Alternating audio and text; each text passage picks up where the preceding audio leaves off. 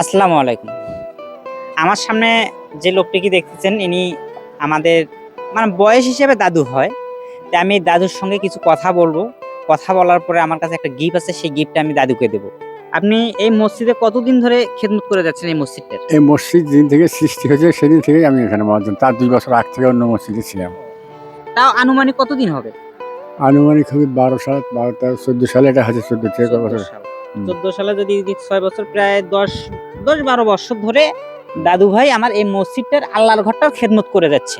আপনি কি এর মধ্যে কোনো পারিশ্রমিক পান এখান থেকে? হ্যাঁ, দেয় কিছু, কিছু দেয়। কিছু। আপনি কি এই মসজিদ থেকে আর অন্য কোথাও যাওয়ার চিন্তা ভাবনা আছে? না, না, না, না, এটা আমরা যদি এখানে যদি রাখে তাহলে তো মানে যাবো আর কোথাও, এখানেই মানে জীবন শেষ করে দেওয়ার ইচ্ছে।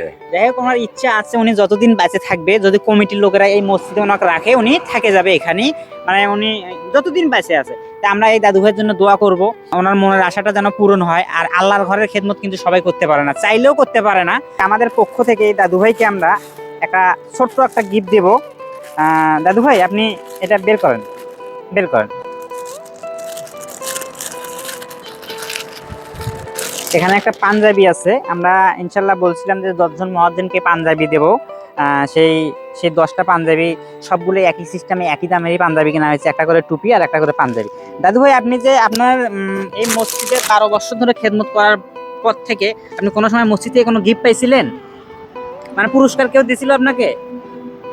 এই মসজিদ অন্য এক মসজিদ থেকে দিছিল। অন্য একটা মসজিদ থেকে দিছে, এটা থেকে দেন নাই? থেকে দেয় নাই।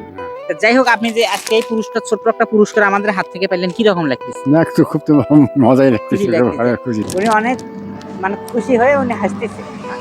আর সবাই এই দাদু ভাইয়ের জন্য, সবাই এই দাদু ভাইয়ের জন্য দোয়া করবেন। দাদু ভাইয়ের মনের আশাটা যেন পূরণ হয়, উনি যতদিন বাঁচে থাকবে ততদিন আল্লাহর ঘরের খেদমত করবে। আর সবাইকে আসসালামু আলাইকুম।